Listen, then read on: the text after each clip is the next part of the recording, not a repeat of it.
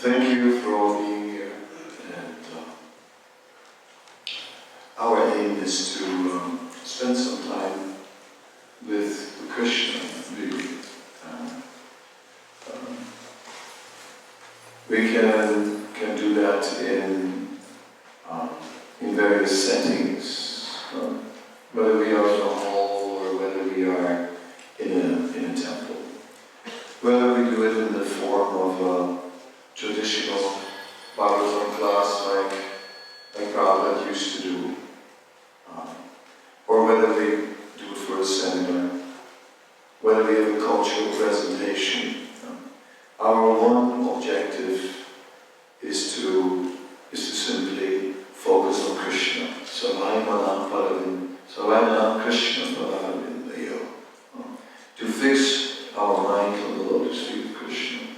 And in that way, to revive our original transcendental consciousness, which has now become covered and is asleep. Our remembrance of Krishna is now very weak. Something is there, by the mercy of Prabhupada. Somehow or other we have come to this point that we begin to appreciate that indeed there is a Supreme Personality of Godhead, Krishna, and that the most important in life is our service to Him, and He is the ultimate goal in life. And somewhere, vaguely, that belief is there, but at the same time, we don't act like that. We are like someone who has been sleeping, who had a terrible dream. In the dream, we were being chased, and somehow or other we ran, we escaped, and we wake up, and the dream is over, but you're still looking over your shoulder. So, no, it's finished, it was just a dream. Yeah, no, I understand, yeah, it was just a dream. But you keep on looking at the back, see there's nobody coming. So, like that, we are still emotionally attached to material life. We are still trying to enjoy the material energy. All our concerns are here.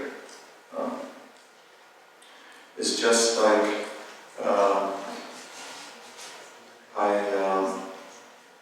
I was staying in the house of a doctor who, doctors, they're always working with matters of life and death, like just on the cutting edge. We pay them big salaries because it's very important. And when an ambulance comes, everybody pull over. This is serious. But actually, life and death are there for all, and are just considered like transitions. One who sees the transcendental sees that that's just a matter of the body. The soul actually is not affected at all.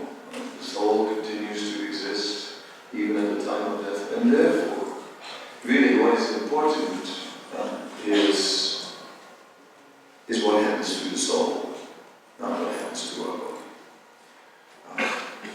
But the whole world is concerned with matters of the body, more than with matters of the soul. The matters of the soul, if they are considered, they're secondary. So, I sometimes compare that when we take our spiritual life, we begin to gradually place one foot in the spiritual world. First a toe, and there's hardly any weight on it. All the weight is on the material leg, which is still in this world. And we're leaning on that one leg, and just carefully put a toe. But no weight on it, no weight. So the foot, we put it flat, but still very little weight on it. most of the weight is on the material side. Gradually, we become more and more familiar with spiritual life. And gradually, we begin to feel more comfortable with this idea, yes, Krishna is really, really the Supreme Lord. Really, really. And yes, and we are really eternally His devotees. Really, really. And we are really, really, really going to be happy, really, if we dedicate all our energy to serving Him. Really. So, this faith has not deeply grown. Therefore, we keep most of our weight on the material leg. And gradually when we shift, and when the weight goes on the spiritual side, then we are becoming self-realized.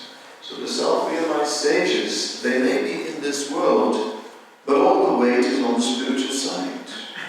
And the material side is also there, still there. There's no weight on it. Therefore, they give no weight to what happens in this world. Therefore, matters of life and death, they just laugh it off. It's a matter of life and death. It's like, on the spiritual platform, there's only eternal life.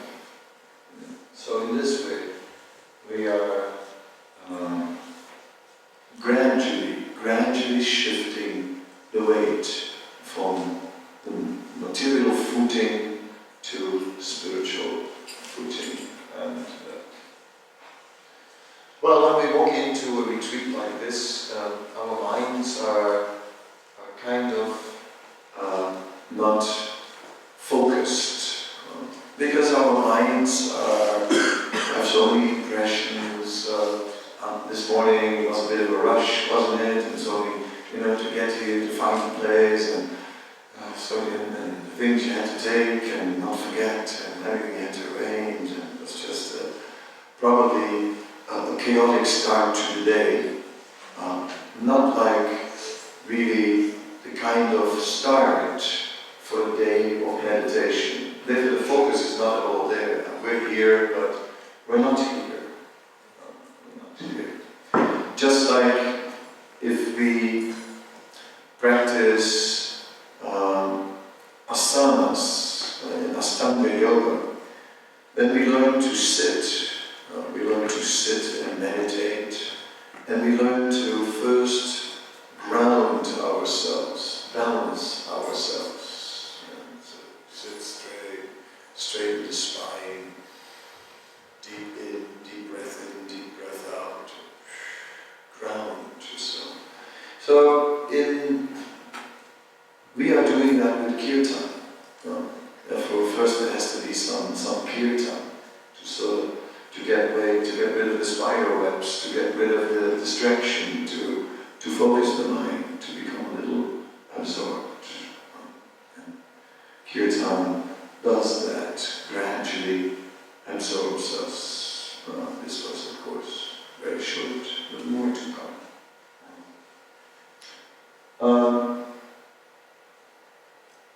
The topic I chose, living with vows, is obviously a topic common to all of us, and because spiritual life is based on this concept of adopting vows. If I may say, vows, what they do to us is they make us behave on a level of activity which we naturally would not do. So immediately we begin to behave on a platform higher than we would do on our own accord. That's the nature of the vow. Yes.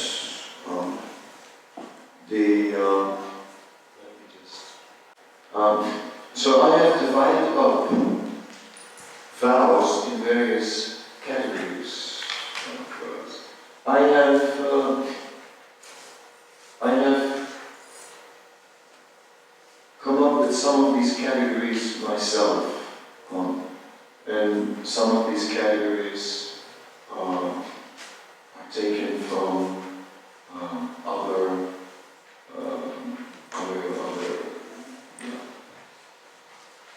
schools of thought.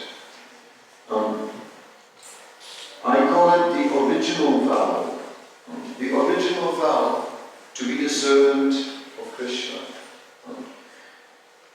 This is something that everyone by nature is a servant of Krishna.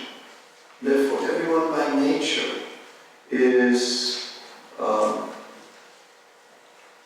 meant to just be absorbed in that. But because now we are conditioned, we are under the influence of the material energy, because all the energy went onto the material leg, therefore we forgot Krishna. So we are now trying to revive that original spiritual consciousness, and by doing so, we take a vow to be the servant of Krishna. Although this, at this point, doesn't always come from our heart. Sometimes we like it, and sometimes not so much. Therefore, we do it by vow. But it is the original vow for all living beings to be the servant of Krishna. The next two categories of vows that I mentioned there are primary vows and secondary vows. Primary vows, I call them primary because they deal with directly with our eternal benefit. The vows of initiation are primary. They're the most important vows for us because they are directly dealing with our eternal destination. Whereas secondary vows of Varna-ashram, whether one is a brahmachari, unmarried, or whether one is a grihastha, one is married and has taken marriage vows. Those vows are secondary, not that they're not important, they're secondary because all these kind of vows deal with this material life. You can get married, but it doesn't mean that even as devotees in a marriage before Krishna, but it doesn't mean that just by getting married you go back to Godhead. If it was that easy. Or one may take sannyas and receive a staff and all these things, and it's very nice, but even that, still not enough to go back to Godhead. Therefore, these vows of Varna and Ashram, these vows are supportive vows. They are there to create a favorable atmosphere, an atmosphere where we are peacefully situated and where the mode of goodness is being pursued so that we can practice spiritual life. That's the idea of Varna-ashram. So, just so that we are in the mode of goodness, which is not so easy because we live in a world which is full of passion. A world, passion is not only active. Obviously, the mode of passion is described as being very active. The mode of goodness as thoughtful. The mode of ignorance as lazy, sleepy, mad. So the mode of passion is active. But not only that, the focus of the mode of passion is to enjoy the material world. That's the aim. The focus of the mode of goodness is to use the material situation for long-term benefit. Sriyam acharanam sada. So, therefore, these secondary vows of Varna-ashram are meant to situate us in the mode of goodness, to focus on the long-term goals. Therefore, you're a young man, you want a girl, no problem, yeah, but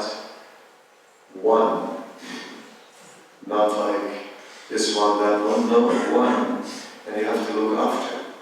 Look after, yes. Look after. Yes. And if there are children, you have to look after as well. Look after. Yes, look after for a long time. Things like that. So that is the mode of goodness. The mode of passion is, why would I look after? Enjoy, enjoy, enjoy. I am free, you are free, we are enjoying. As long as now we're not enjoying anymore, goodbye. That's material motivation. So I started, when I look at the vows, I thought of vows of initiation, supportive vows, and then I was thinking, yes, but there are also vows which we don't speak. We are, at the time of initiation, we are speaking, and what are the four regulated principles that you promise to follow for the rest of your life, and then there's also alcohol, meat, fish, no gambling, intoxication, and no illicit sex, and those. But there are unspoken vows that also count. Because in the 10 offenses against the holy name mentioned in the Purana, the third offense is to disobey the order of the spiritual master. So suddenly there is this guru who has absolute authority, more than anyone ever had in our life. I mean, even our parents didn't have absolute authority. Even as a child, he had a right to cry, or say, no! As children go through the no phase, as we all know. Again. But one cannot go through that with the spiritual master. That's not possible. So as soon as you do, no, then, alright, now you are obstructing the flow of mercy. Now you're disconnecting. Just like it's like pulling out the connection wire of the projector. And then, pull the wire. And I just did.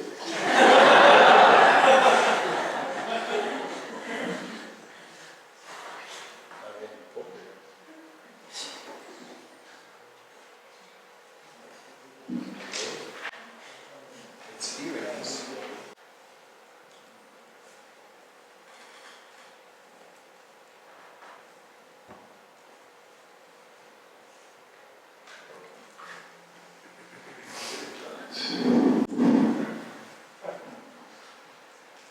Computers.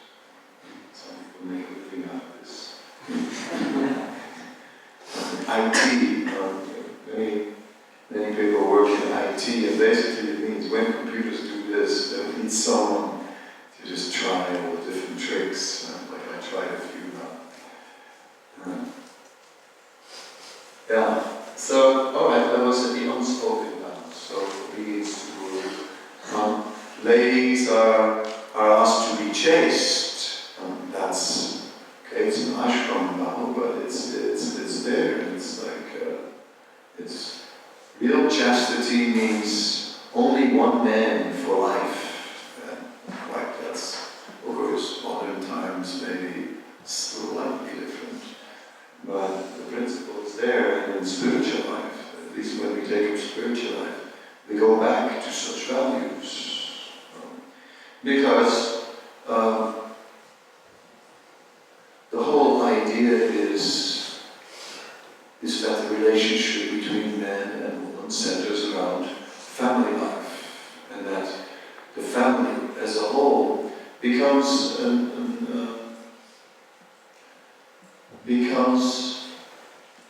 unit in itself, where spiritual life is introduced to all the members. Everyone does something with spiritual life, and in this way the whole family is lifted up, and the parents try to give their children some spiritual inspiration, and that keeps them also involved with spiritual life. They have to be the example, they have to answers, because kids are like that, they ask the real questions. But why?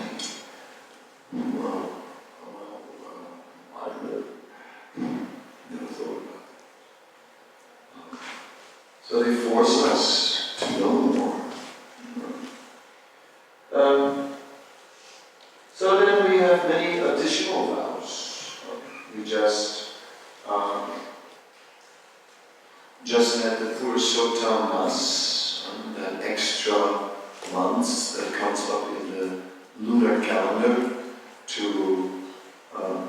where every few years a month is added so that the combination of sun and moon calendars can work together. And that Purushottam Mass is a time when one is supposed to take vows, do something extra, some extra spiritual activity, and then there's special mercy. So those are additional vows which we take, many additional vows.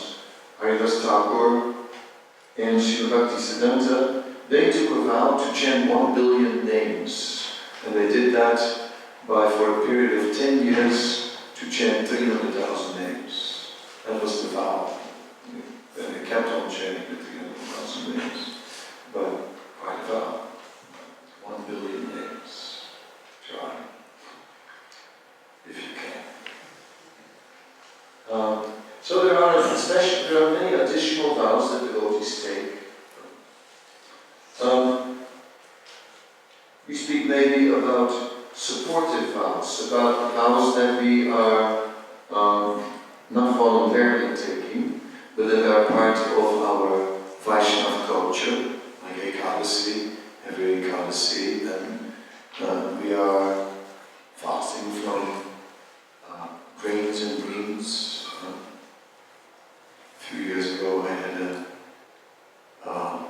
someone or other hit my head, and for a while I couldn't say grains and beans anymore. I used to say, and today we're fasting from grains and greens. But anyway, got over it.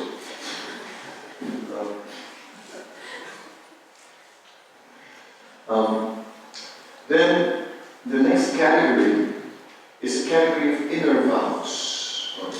Inner vows are, the terminology comes from the field of psychology. Inner vows. In psychology, they say that many people, that we all take our inner vows.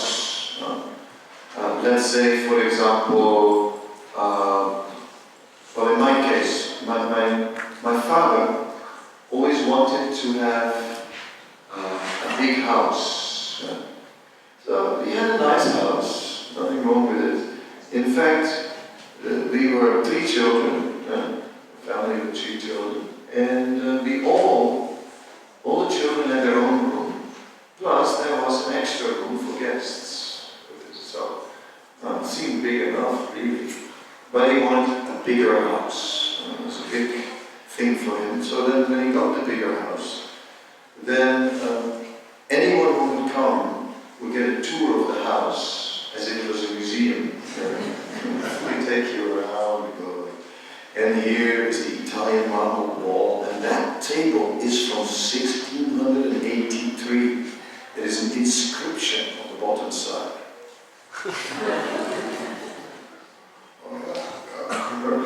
Antique, yes. Yes. The mirror came from my grandfather, and actually that lute, that instrument that is hanging there, my great-grandfather used to play on it. Like that. It was a full tour of the house. It took like, the short one was 45 minutes. And this brought me to the point that I swore I'll never have a house. To myself. I took a vow, I'll never have a house. And then later, I got married, and the first thing I told my former wife at the time, I told her, look, I'm never going to get a house. Somehow or other, not consciously, right? Not consciously, but rather, I had just taken that vow. I hadn't thought about it. But as a reaction to my parents, something came into me. And we all have that, you know. It's like everyone, we all react to our upbringing, and everyone within himself comes to has some resolutions. I'll never drink. I'll never. And then you live by it, very faithfully, very faithfully. And we set these rules for ourselves, and we live by them. Psychologists are pointing out that these inner vows are very harmful, most of the time, although they say some of them are positive. But in spiritual life, inner vows are an important element of our practices. We see that many of our great acharyas in their songs are expressing such kind of moods, to a kind of repentant, I'll never do that again, and never, never, ever. So we need to get into this mood, to accept some inner vows for ourselves. Not like forced goals, but that are imposed upon us by our guru or anyone, but just because we feel, yes, I want to do this. Someone may say, you know, like, every ISKCON, I'll make a special offering to the deities. Every ISKCON, I'll do this. No one asked us to do it, but we do it. And such things are not at all unimportant. Actually, spiritual is an element of spiritual life.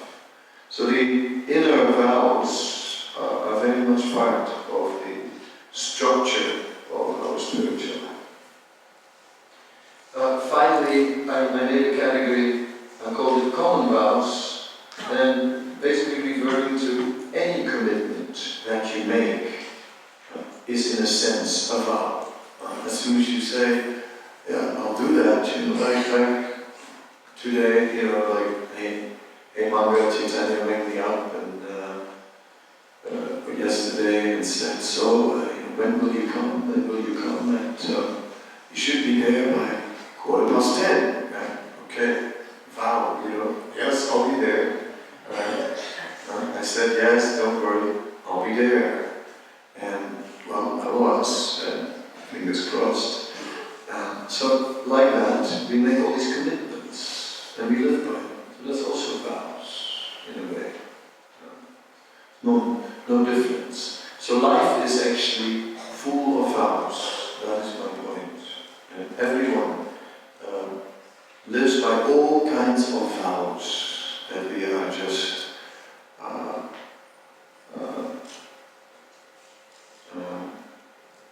that in the environment is imposing upon us, or we ourselves are imposing upon us.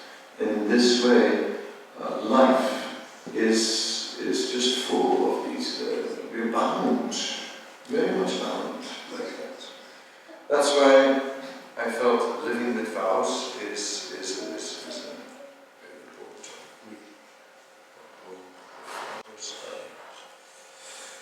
leaving stains. This here, I don't really need it, but if we're going to wash the cloth, it's going to become a little difficult, so don't mind. I take off the garment.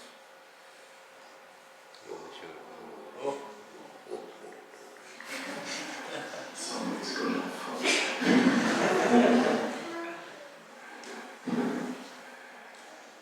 It's going to take a while. Doesn't matter.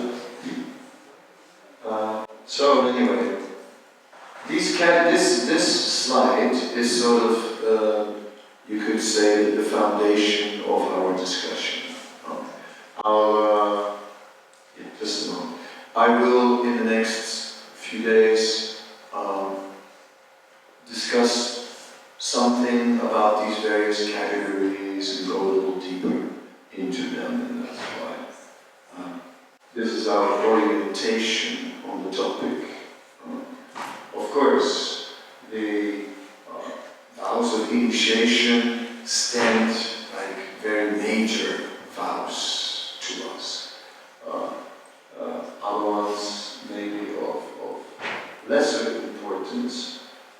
But all of them are elements that play in our spiritual.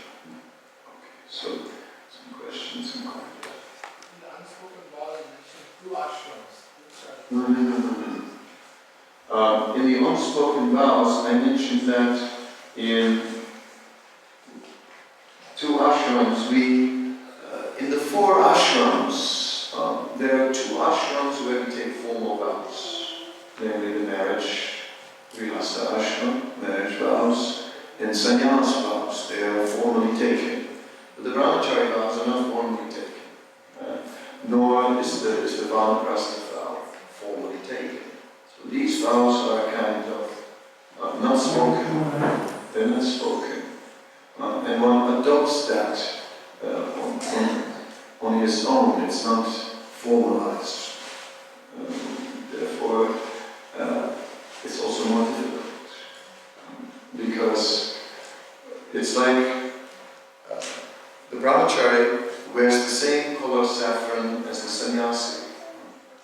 That is because of Srila Bhaktivedanta making a concession, actually, because traditionally the brahmacharis were not wearing saffron, that was only the sannyasis. But for preaching, alright, give them saffron.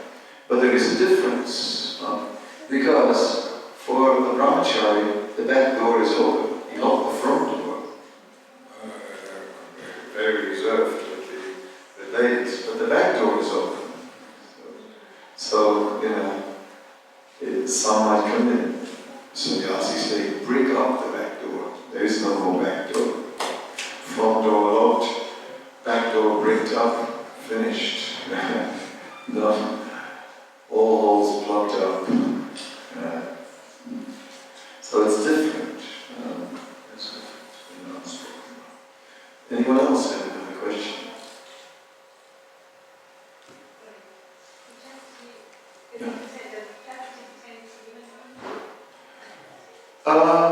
Chastity on the level of Varna ashram is particularly mentioned as a quality for ladies in the Gita. But chastity is also a quality which a disciple should have towards the spiritual master. So the disciple, the idea of chastity is that one focuses on a person in a mood of service, faithful service.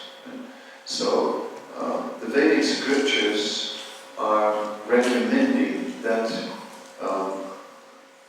the ladies would live in that kind of consciousness. For example, it says in Bhagavatam that ladies should follow the vows of the husband. So they should be in that mood of assisting the husband. Now in modern times, it may not always be applicable. Because in modern times, when men have become weak spiritually, in modern times when men are no longer a spiritual example, the relationship has changed. And sometimes, so now the relationship is changing more to partnership in modern times. Also in spiritual life, we see more of that. But if we go, Vedic culture goes back to the roots, and that and points out women are meant to be protected, meant to just be in a protected environment. They are not meant to be in an environment where they have to battle. They have to constantly, they're meant to be in a supportive environment, then bring up a family in that environment. And then the husband is meant to be spiritually exemplary, and he will be in the world also. And then the lady is in that mood of chastity, that works. But if we start to introduce traditional values into modern society, then sometimes things are are not working at all. If you take like the Manu Samhita, the Dharma Shastra, the Manu Samhita is a scripture which gives many rules for social life.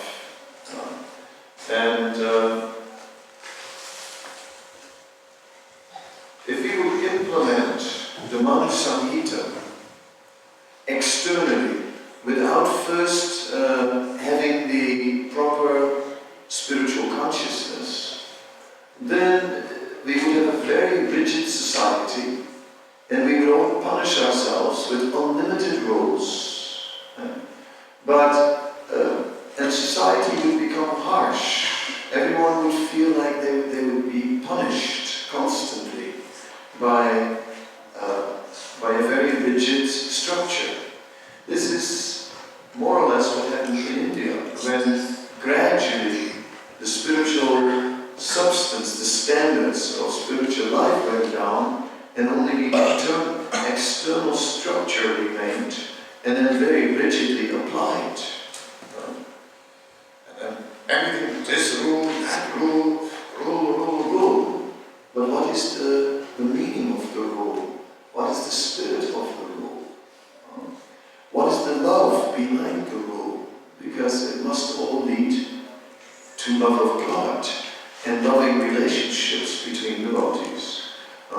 But, for example, when Srila Prabhupada came, his disciples were deeply touched by him, and there were deep loving relationships. Then there is a rule that one should bow down to the spiritual master. But they wanted to do it. And they wanted to do it because they felt so much respect for him. So they did it naturally. They didn't do it because this is the rule. So things must, in this way, develop on the basis of real love and real respect, and not on external rules. Therefore, chastity is a good thing, but it must come out of respect. So when the husbands were exemplary, then the ladies would be very comfortable like that with such a husband, to be chaste. But when the husbands are not up to the standard, then the ladies are going to say, like, well, you know, I mean, why don't you go look for a job? And he sits all day, scratches his belly in front of the television. If we break the vows, some we might know, some we may not, then how should we deal with this? Okay, you're all writing down many questions now.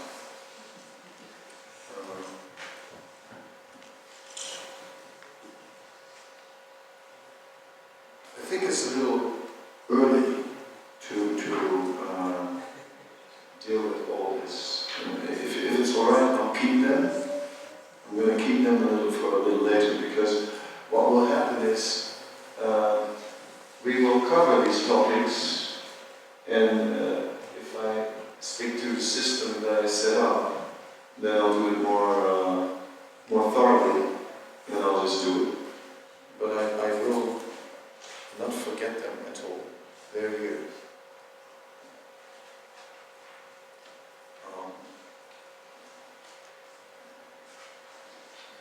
Let me see. Well, I see one here that, isn't it utopian to expect to establish a Vedic society in the present time? No, we are not, our goal is not to establish a Vedic society. Our goal is to create a window in this world through which many people get the opportunity to go back to Godhead. That's it. We are not trying to reform the world. We will not be able to change the world. The world will go on. It is the age of Kali. By the mercy of Lord Chaitanya, there may be a golden age coming up. That's true. And our main aim is to give as many people as possible the opportunity to go back to God.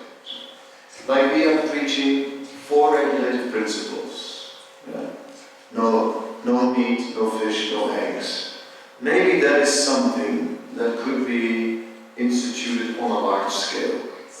And society at large could maybe become vegetarian. Maybe.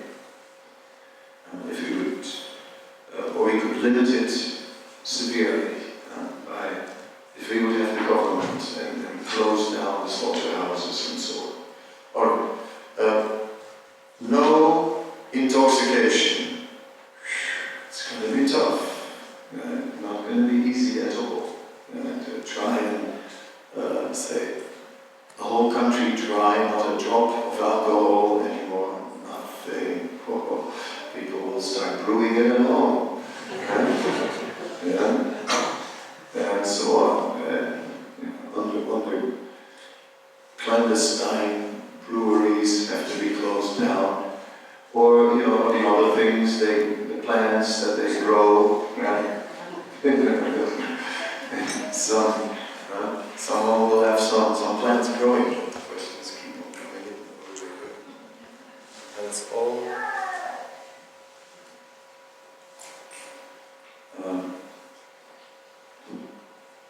I appreciate the questions, but as I said, I'm not yet going to make it a full Q&A because I haven't said enough.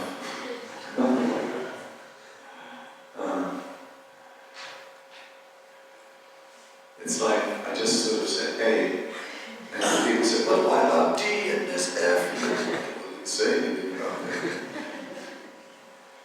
it. So, to try and establish a Vedic society, it will not be possible. It said the Vedic culture was a culture, it is compared to the very refined process. A process where a goldsmith with very fine tools is creating an ornament. Whereas the Sankirtan movement of Chaitanya Mahaprabhu is compared to the sledgehammer of a blacksmith. This is like a big blow. Mahamantra. So the Mahamantra is working a little different than the Vedic culture. And in every aspect of Vedic culture, we will not be able to learn it. It's too late. We were not brought up like that. It was in India it's already forgotten. And whatever is left over, something left over, undoubtedly, but a lot forgotten. A lot. And it's going faster and faster. More and more. This is like everywhere else in the world, jeans and t-shirt has become the uniform of the world.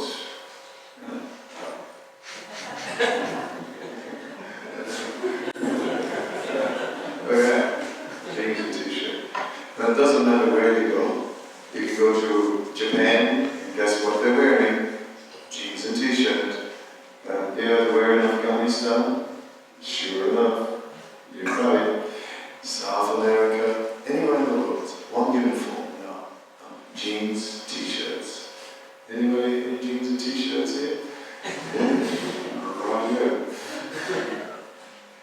So, now in the late 50s, that's when jeans started to become a fashion.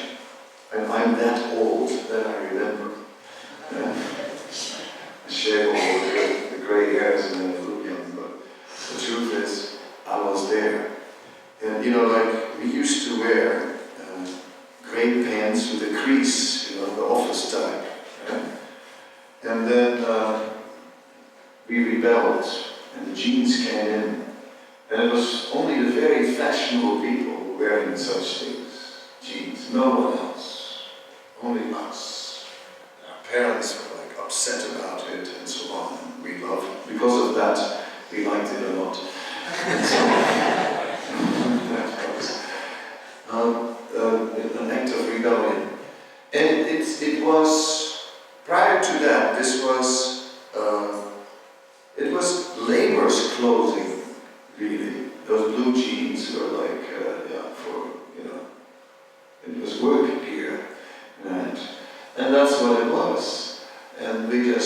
wore it like as a symbol of freedom. It was a symbol of freedom.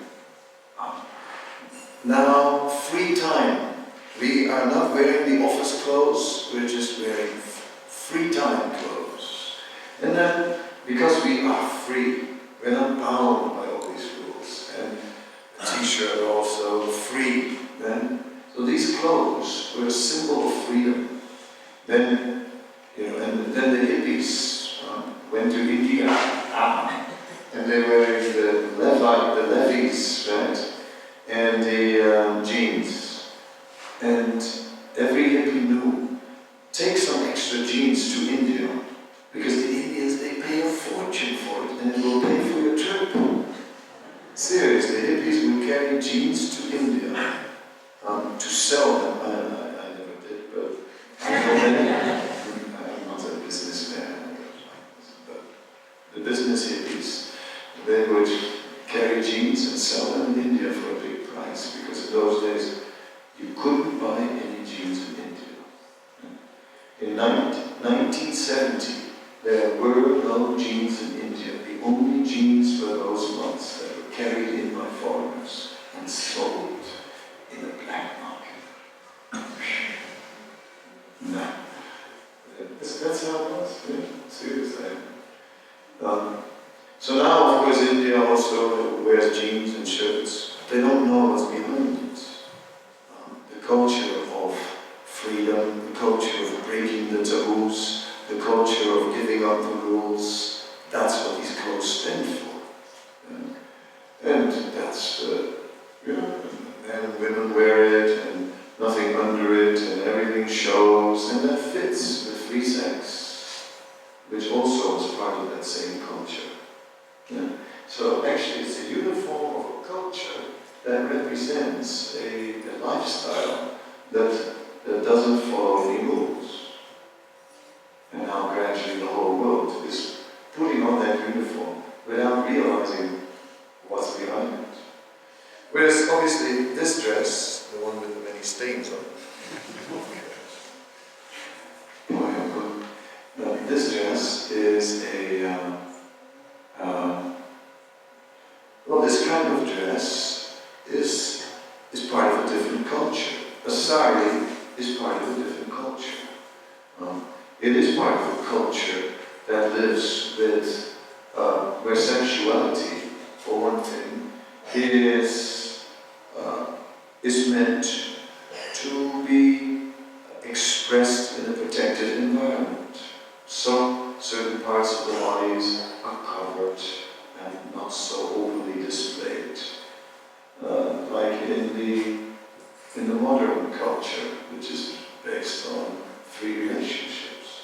So it's interesting how the clothes are representing the culture, and the other way around, how they influence us. So the clothes have a support for our vows. Anyway, this was your Vedic culture question. We're never going to make it. We forgot. We are the blue jeans t-shirt generation. To go back to Vedic culture will be hard, very hard. But we can chant Hare Krishna. That we can do. And in that we can go to the essence of Vedic culture. Because the real purpose of Vedic culture is to connect with the Supreme Lord. And some elements of Vedic culture, yes, we can bring in, but no, we cannot fully live according to Vedic culture.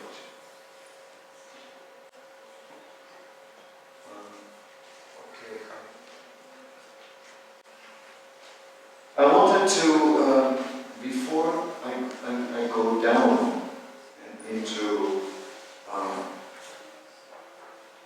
the vows that we looked at, the original vow to be the servant of Krishna is really the essential vow. Because when we are fixed in that vow, and when we are absorbed in that vow, then all the other vows will come much easier. You see? That's why I begin here with the original vow. And I want to spend some time with that and speak a little bit about Krishna. Then I'll take it down to all the regulative vows. You cannot do this, you cannot do that. But I don't want to do that because I'm day and night thinking of Krishna. I have no interest in intoxication. I never think of it. It has zero attraction for me. It sounds something horrible because I'm only thinking of Krishna. You see the point? But if one is not thinking of Krishna, then it's like, I know, Krishna is God. Anyway, so much stress in life, so many things on my mind, and the whole world is, doing all these things, but we cannot do. Then you live with principles, and then it's like the fight with the principles. So that's when we bring it down, when we are not on not so absorbed on the spiritual side. Then living with vows comes down to the realm of struggle. So I want to start high,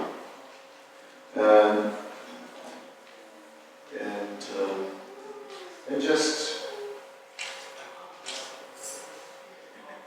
rather than engage the intellect, I can engage the intellect by getting very more analytical about vows.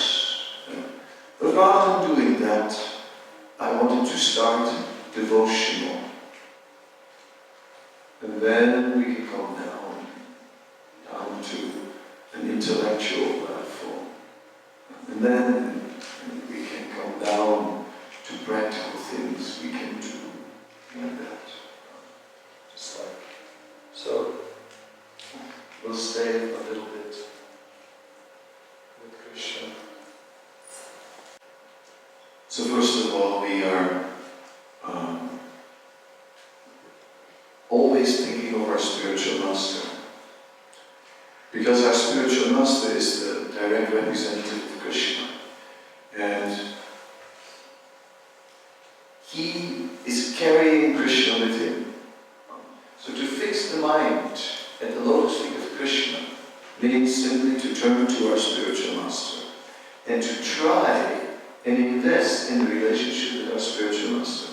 As soon as we invest in the relationship with our spiritual master, we are again focused on Krishna. We're returning to Krishna. The waves of material life, they sort of push us out of our course a little, and we get distracted. And then we focus again on our spiritual master. And again, we are approaching Krishna. And again, the busyness of life distracts us. So this relationship with the spiritual master is not casual. It is not, oh yes, do you have a spiritual master? Yes, I have. See, I have a button I have one. Not like that. No. It's we always turn back to the spiritual master. Again, we invest in that relationship. All right. What does he want from me? Okay. What can I do for him? What should I be doing if I was a good disciple? I'm not. But if I was, what should I be doing? Again and again. Focus on the spiritual master. So there we begin. Om Agyanatimanasya Yanana Sakaya Chakshur Gitanya Tasmai Shri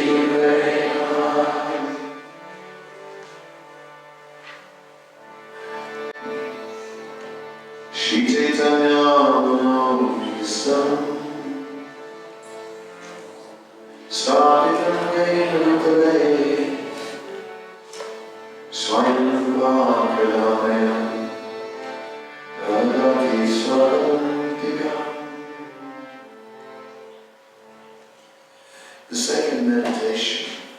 is that in this age where we would not have been so serious.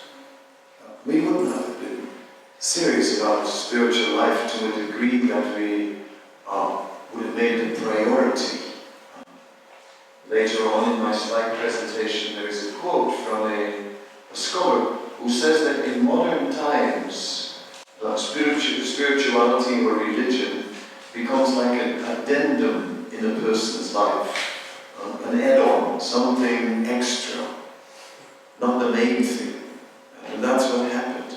Whereas in traditional culture, he points out, spirituality or religion was the main thing. And then ISKCON is bringing back this traditional focus of like spiritual life is the priority. And sort of like, that's why for some people this movement is too much. It's just too much. It's just like, you know. And for others, exactly this movement is attracting them because it is very serious. So the same thing that attracts people is also the same thing that shies others away. Because nobody minds. But to place spiritual life so much in the center, that's extreme. That's extreme. No. But it is it's full of taste. So it's not to be done like an oppressive regime,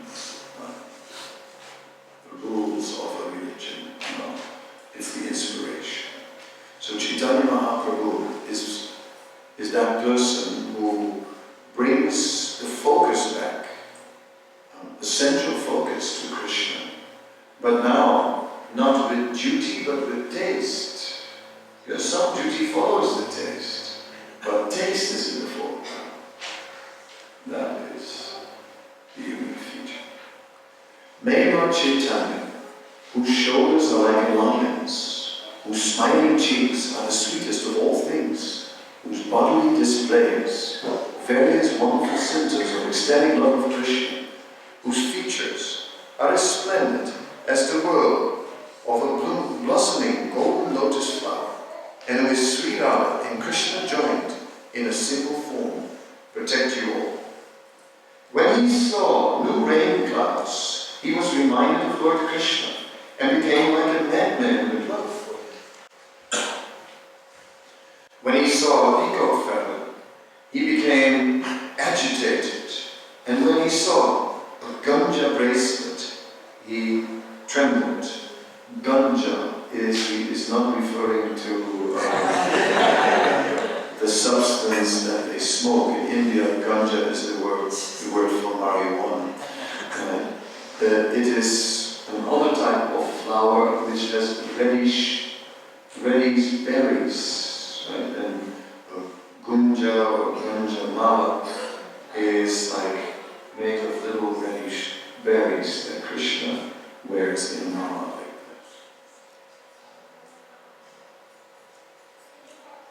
When he saw a dark complexioned boy, he thought that he had just seen Lord Krishna, and he became filled with fear and wonder. In this way, golden Lord Hare preached the glories of pure devotional love for himself. So we see here not like discipline, but we're seeing how Chaitanya Mahaprabhu was teaching by remembering Krishna in great ecstasy.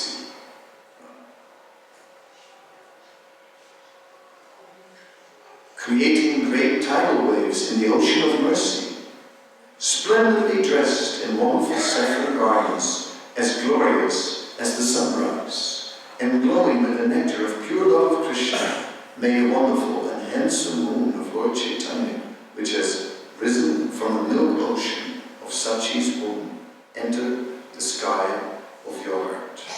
So we begin our prayer to Sri Chaitanya Mahaprabhu, understanding that he is the one who can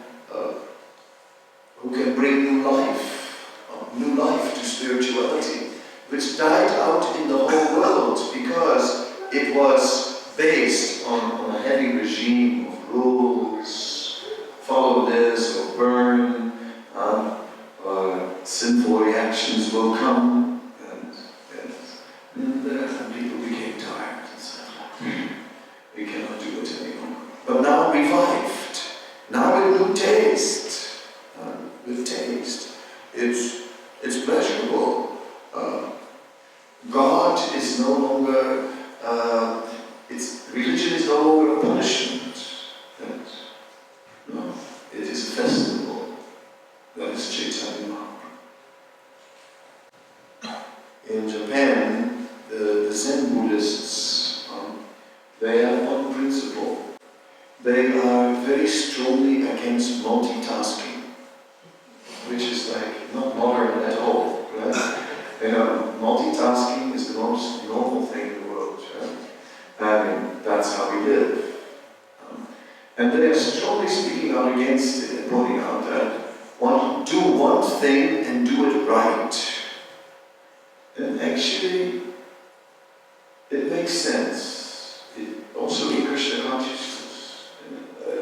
If we do one thing and do it right, we may find that we function a lot better. It's that multitasking that's our problem. Hare Krishna, Hare Krishna. Read your emails on the smartphone while chanting Hare Krishna.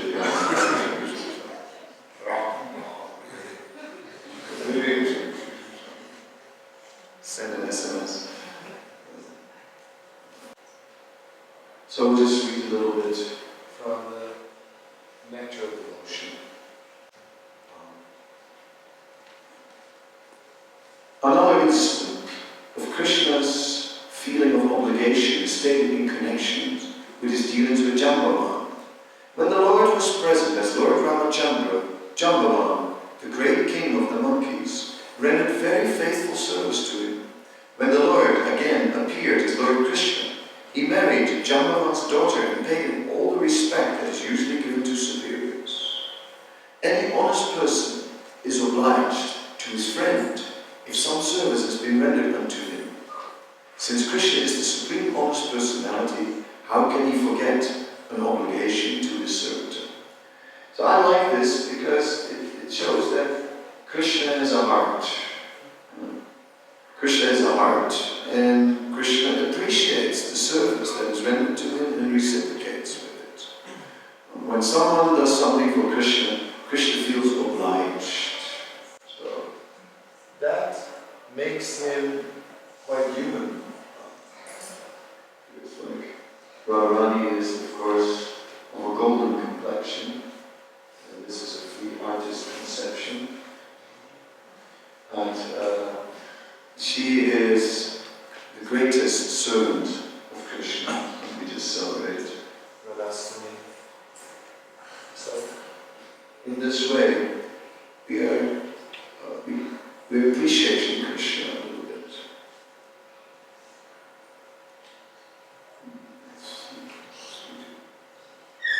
Krishna was very expert in dealing with people according to circumstances, country, time, and paraphernalia. How he could take advantage of a particular time, circumstance, and person is expressed by him while talking to Uddhava about his rasa dance with the gopis. He says, the most opportune time is the full moon night in autumn, like tonight. The best place within the universe is Vrindavan, and the most beautiful girls are the gopis. So my dear friend Uddhava, I think I should now take advantage of all these things and engage myself in the rasa. Krishna resides in Vrindavan and is maintaining relationships with all the devotees. The animals in Vrindavan are very dear to him, especially the cows, cowherd boys. The trees are his devotees. In this way, Krishna is Akila Rasa Vritamurti. Krishna is also always present. It's not that ever Krishna is not present. He sees everything we do, Krishna,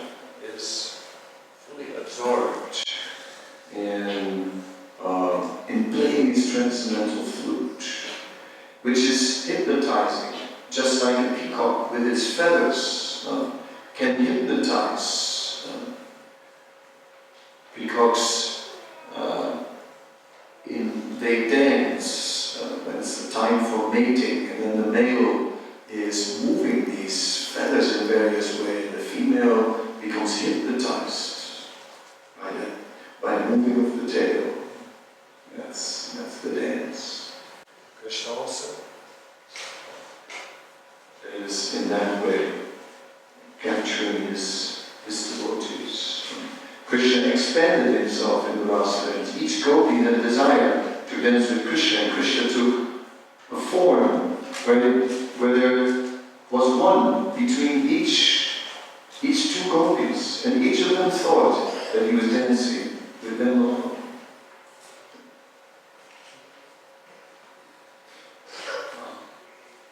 A very traditional Indian picture, which is nice because in these old pictures, Krishna looks very mystical. That's his picture. Of course, we need a little more light, or a little less light to see properly, but Krishna is very mystical.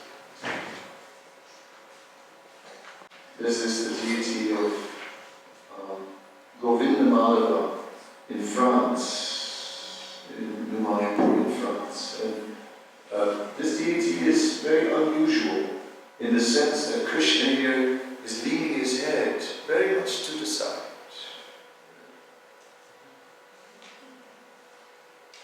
He must be relishing. So not only is God being worshipped, Krishna being worshipped by his devotees, but he is also relishing. He's relishing himself. So, therefore the taste is not only on the side of the devotee, but also all the time on the side of the Supreme Lord. And in this way the exchange is real. Just like it said that when, if we make an offering to Krishna, we cook something really nice, and then Krishna just, I accept your devotion. Yes, I accepted your devotion, my blessings. Yes, but that wouldn't fully satisfy. The devotee wants to see that Krishna likes the taste. Oh, Krishna, I love it. What you cooked now it gets inspiring. It's just so a distant concept of a blessing God is not enough. All right, I'm ending my meditation on Krishna for a moment. It was just a principle. I couldn't take you into the spiritual world because we all are lacking. We're lacking the ability to enter at this stage. We hear some pastimes of Krishna, but we cannot yet get so absorbed because too much weight is still on our material leg. Therefore, it is a fact that we are people of the material world, and we have desires in this world, and some of them are sinful, and we don't speak of them. We hide them. We hide these things just behind a facade.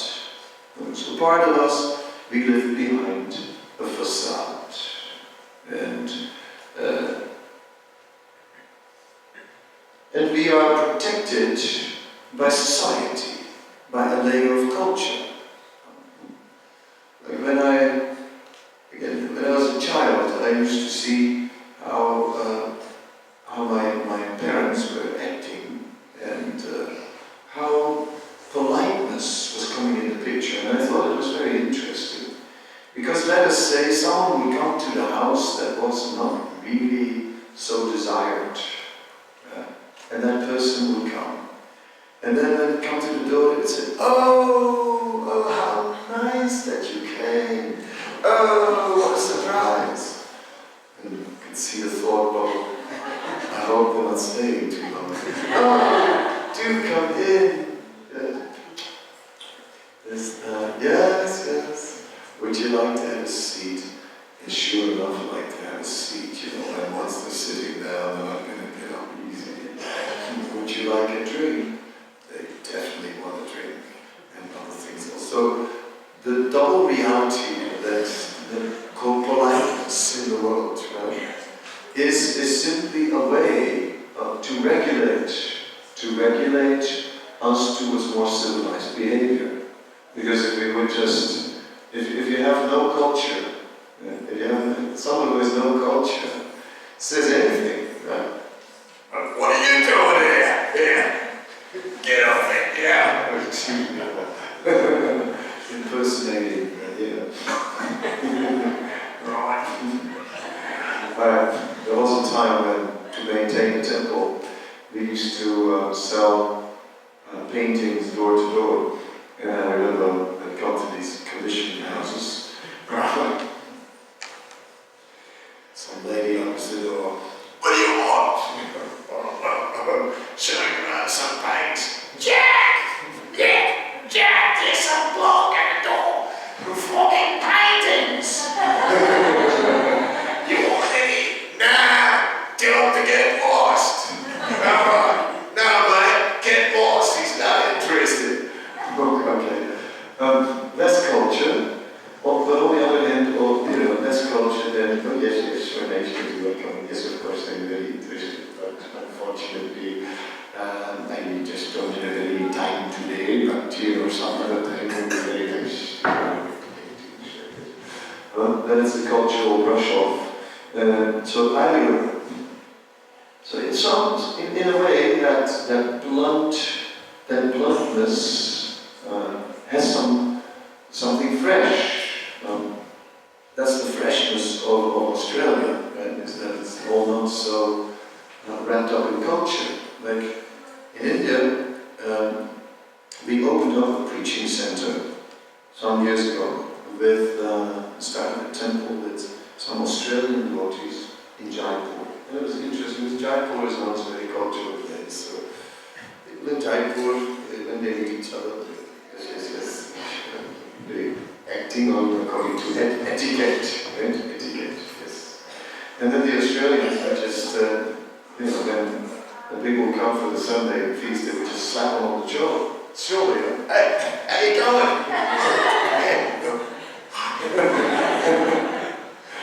And they liked it in India. They liked it because it was warm and personal instead of cold and formal. That hidden attitude. So there's something to say for both. But because we are not absorbed in Krishna, we need to regulate our behavior. Otherwise, if we start to act spontaneously, it gets totally out of hand and we become degraded. So now we're coming down to reality. I'm back with you. Our stay on the pure spiritual platform was only very short and possibly not very deep, unfortunately, but we got a glimpse, and at least we can remember. And each time we can cultivate that again and again. Some direct time with Krishna, his name, his qualities, his pastimes. Some direct time about Krishna, hear about Krishna, preferably every day, and gradually a little more direct time. That will take us to the spiritual platform. And gradually, as we spend more time, we'll get more absorbed. But now that we are not absorbed, now we will have to deal with regulating material life. And therefore, we have regulative principles.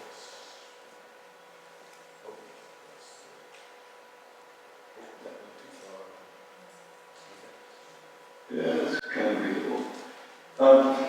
When Prabhupada came to the Western world, he began to preach Krishna consciousness, And Prabhupada pointed out that traditionally the standard for chanting is, first of all, Sankhya Purva Nama Kanana Piri, that one must chant a fixed number of rounds, not just chant when you feel like it, but no, one must chant as a practice. Not one chants out of ecstasy, but one chants as practice. So, therefore, regulated number, Sankhya Purva Nama Kanana Piri. So whether we feel like it or not, as a practice we are chanting. And that's what it means to chant a fixed number of rounds. Well, initially, in the Sri Chaitanya Mahaprabhu pointed out that the number for chanting was really 1 lakh of names, or 64 rounds daily. That is in the Chaitanya Bhagavat. So 64 rounds is quite a bit. It will take anywhere from, it could easily, if you chant 8 rounds an hour, then you are chanting at an average speed, 8 rounds an hour. So that means 8 hours of chanting. And that's quite a bit. Who has time for 8 hours of chanting? Who has the peace of mind for 8 hours of chanting? Who can chant 8? That's exactly what those first followers of Srila Prabhupada said. How could anyone chant 64 rounds? Then someone said Swamiji had told him that 32 rounds a day would be a sufficient minimum for the West. Wally said he had heard Swamiji say 25, but even that seemed impossible. Then Prabhupada offered the rock bottom minimum, 16 rounds a day without fail. Whoever got initiated would have 2 rounds from the Shiva Prabhupada. So, what is that 16 rounds? The 16 rounds of chanting. Srila Prabhupada on several occasions said that anyone who follows 4 regulative principles and who chants 16 rounds will go back to Godhead, will be eligible to return to the spiritual world. So that was Prabhupada's point. He said it on several occasions. So therefore, we stress the 16 rounds. Not 12. Oh, I cannot do 16, I can do only 12. Oh, but you must do 16 and not 12. Because at 12, you have to rot in the material world. And at 16, you can go back to God. Oh, see the difference? I know, it's tough to chant 16 rounds. Tell me all about it. And, I have to plan it. It doesn't happen by determination. And now, from now on, I will do it. Still not finished. Couldn't do it. I tried, Swamiji, but I couldn't do it. No. It is by building our day around it. Like, the best 16 rounds are before Mangalarti, early in the morning. Those are the best. The second best are immediately after Mangalarti, before 7 o'clock. Third best are rounds before dark. Fourth best are rounds after dark. The dark rounds. Those dark rounds are difficult rounds. Because they are the rounds we only chant because we have to. We've promised some quota. We have a vow we need to fulfill it. Of course, what to do? Sometimes we just can't find any time anywhere else. Alright, then we chant the dark round after dark. Try and make something nice out of it, if possible. But the Vedic times are pointing out Brahma Muhurta. is 48 minutes, and there are different hours. The Brahma Muhurta, 1.5 hours before sunrise, is the time that the atmosphere is in the mode of goodness. And gradually, as the day moves on, in the middle of the day, the atmosphere is in passion. And at night, the atmosphere is in tamagum, in ignorance. That is why the evening is not the best time to chant. Even if that's the only time you have. Well, what to do? Then chant like that, but try and even then preserve some quality time for it. Don't sit on the sofa, the kids are watching TV and sort of like,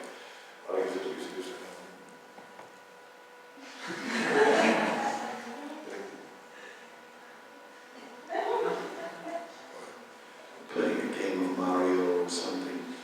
I mean, that's not going to do it. Those are not good rounds, obviously. And the absorption will not so much take place. So, quantity and quality. The question comes up, well, if it's between quantity and quality, should I just choose for the quality? Should I just better chant 8 good rounds than 16 bad ones? No. First the quantity, fix the quantity. Because even if you say, I will chant 8 good rounds, you can't. You can't. We cannot chant good rounds. We have not chanted one good mantra yet. We've only chanted bad mantras, so broken names.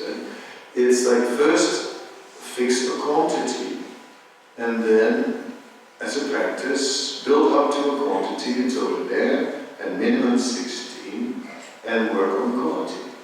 But keep that quantity. That's actually how it is.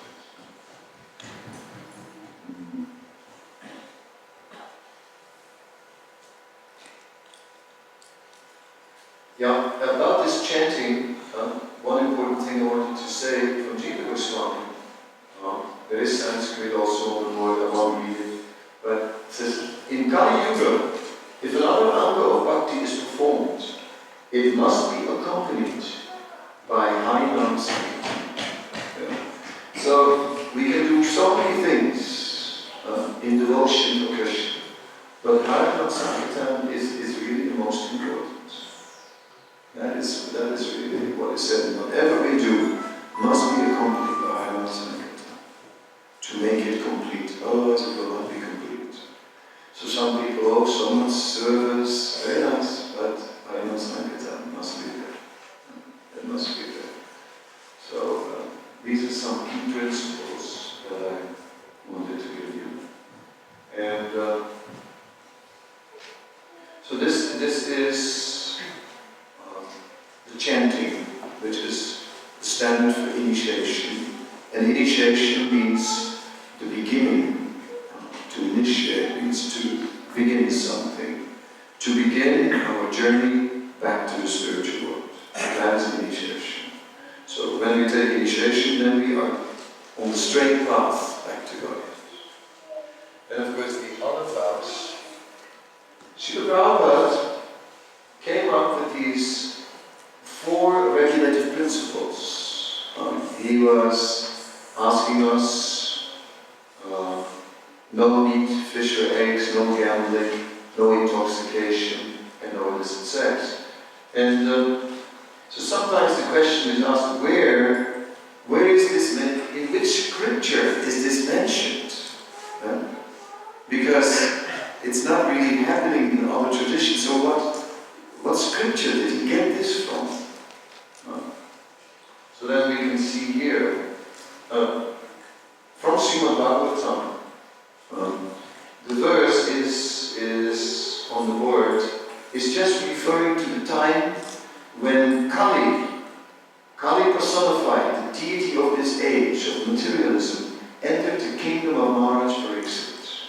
And he was in the process of beating a bull, the bull Dharma, and stick the legs of the bull dharma. And he was breaking austerity, he was breaking compassion, he was breaking cleanliness, and truthfulness was still standing, shaking on one leg when Maharaj Pariksit came.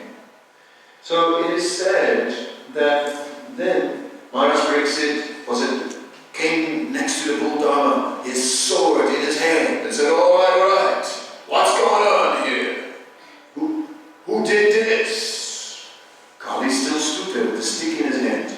But Maharaj Pariksit was just making sure that not maybe someone had come and picked up the stick. So he asked Dharma, who did this? Who is the cause of this condition you are in? Then Dharma said, it is hard to say what is the cause. It could be providence. It could be a reaction to my previous activities. It could be, like this, he mentioned many causes, and he never said it was him. But Maharaj Pariksit still didn't trust Kali, and he was ready to take action against him. And Kali was dressed in royal robes, so Maharaj Pariksit was ready to fight. Then Kali, instead of acting like a Kshatriya and a king, fell at the feet of Maharaj Pariksit and asked for shelter. So, as a king, a noble king, he would not fight if someone asked for shelter. So then Kali asked, he said, I'm surrendering to you, I'm taking your shelter. Alright, the king said, alright. Then Kali said, so please tell me where I can stay. Then finally the king said, you can stay in places where meat eating, illicit sex, gambling, and intoxication is going on. In these places you can stay. And there were no such places in the kingdom of Maharaj Pariksit. So then Kali said, well, came back and said, but there are no such places, where will I stay? And Maharaj Pariksit said, alright, you can stay in places where a lot of gold is stored. Because in such places these other four will also be there. So anyway, the point is these four principles of meat eating, intoxication, and so on, these are there due to the influence of Kali. Yeah. And wherever they're present, the influence of Kali is present in the person. And when the influence of Kali is present, then we'll be situated on the path of Adharma.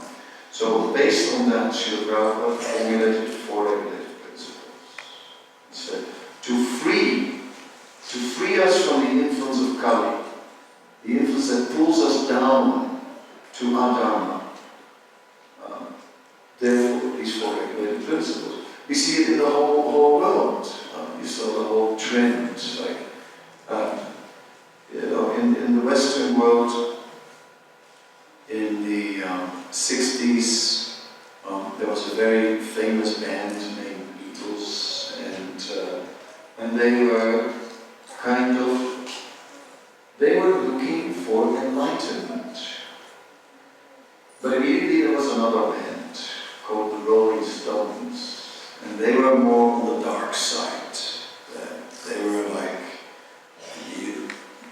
they had songs about demoniac things. One is called Sympathy for the Devil. Yes, I won't sing it for you. But it was very famous at one time. So yes, and we see now, then the music took on, then we got punk rockers, and they got names like, some names like Sid Vicious, leather here, leather there, pins here, there, to skin, spike here, spike there. I mean, yeah, looks like what, in any traditional play, you would definitely give him the part of the asuras, isn't it?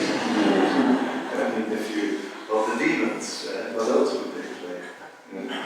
So we can see how the so-called fashion, of the day represents the mood of Kali. You see it everywhere. Right? You see the t-shirt, bad boys, bad girls. You know those t-shirts? You see them around? I'm sure you have. Maybe you have. And so on. Or the age of Kali. So we see the age of Kali is very much breaking down these principles.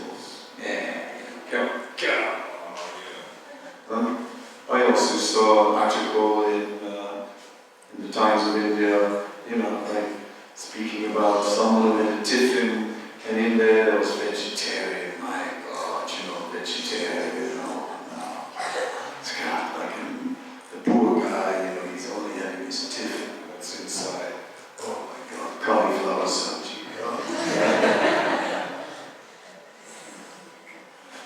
And it's publicly made ridiculous. But like that, gradually,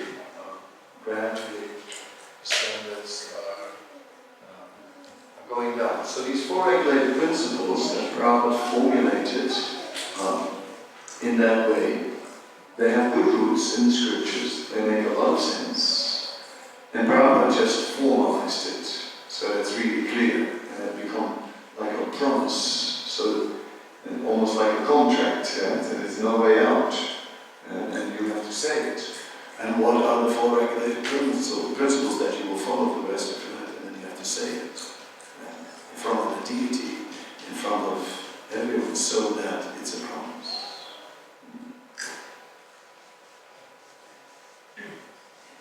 Of course, what are we really giving up?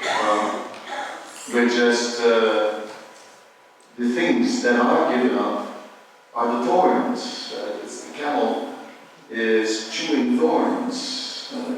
This is a very famous example, and if you don't believe this, I'll take you to Rajasthan.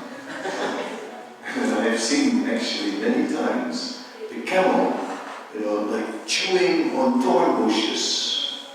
Very tasty, and Prabhupada explains, the camel likes it so much, the taste of those bushes.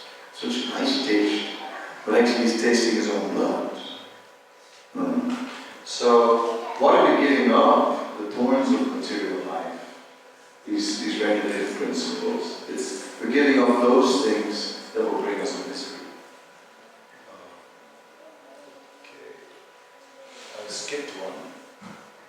This is something, it's a little unclear, the picture, I'm sorry about that, but the resolution wasn't that good. But it's a cartoon about a monk living in a monastery. And with a lawnmower, he's cutting the grass. You can see that while he's cutting the grass, he's sending a message to someone up there. God, I'm bored. So that this is the next principle, the next point. We're living now with all these principles, four regulated principles, and then what? And life becomes pretty boring, and no more, it's a Saturday night, and ain't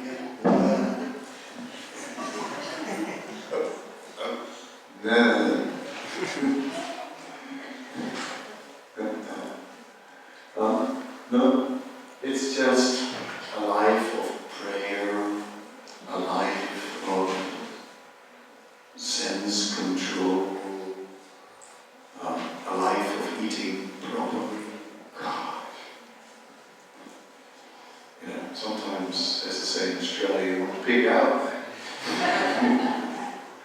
And they still say it. That's all. I can't say it anymore. But God, I'm bored. So Nietzsche wrote a book called The Antichrist. It's like 80 book. So there's a little quote at the bottom in red letters from the Antichrist. I will tell it to you. In the name of man denies himself the few things that he can enjoy in this world. See? So Nietzsche's point was it's already so hard to enjoy in the world. Yeah? I mean, there's enough suffering, then a few things you can enjoy, but those things are forbidden in religion. So that was Nietzsche. So what are we doing? We're looking at principles that seem to narrow down life tremendously. Tremendously. And it is a fact. It's a fact. You can't go to any family member. I visit my sister and she baked something and she wants me to eat it and I go, oh dear, what do I do now? And, even if, it's all vegetarian, the tray that you have used it before for other non-vegetarian items, how can I eat from that? It's contaminated if you strictly follow it. Something that has once been touched by non-vegetarian items cannot be used. On the plane to Australia, it's a long flight, they come past and they say, what would you like? Beef or chicken? So no, it's okay. You're not hungry? No, it's fine. Then they come around again. Still not eating? Be alright. Because they don't know a big bag full of prasadam. But the point is, socially, it is very difficult. Very difficult to be a strict vegetarian, isn't it? At work, they have some function, and then you're supposed to go. And now what you do, you don't know. Have some orange juice. So, it makes sense, It's very narrow. It's confining. It's difficult to live with such principles. It's almost suffocating. And therefore it's not surprising, that after some time, we just give it up. I used a cartoon from another tradition, but it says here, they have their vows and said, we've dropped the commitment to poverty, chastity, and humility. And, you can see they had a party, and things are going great.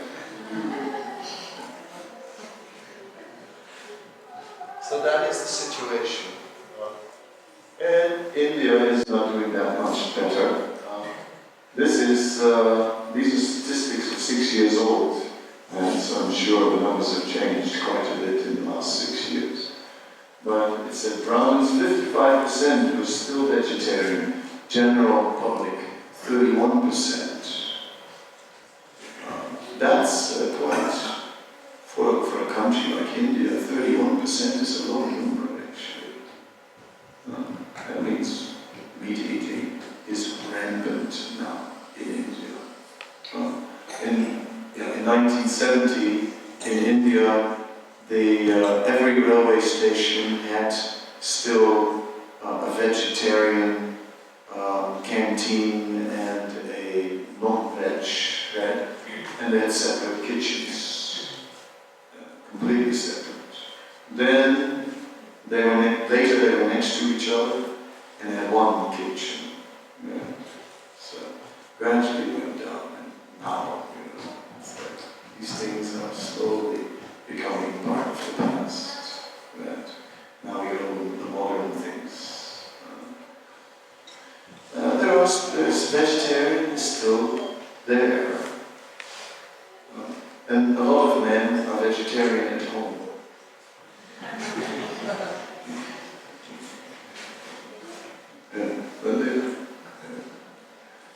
These are things, what can I say? Anyway, this is our first introduction of this topic of living with vows. I think, we're going, it is now 12:30, so I'll take 5 minutes to kind of wrap it up. I wanted to give you an overview of a broader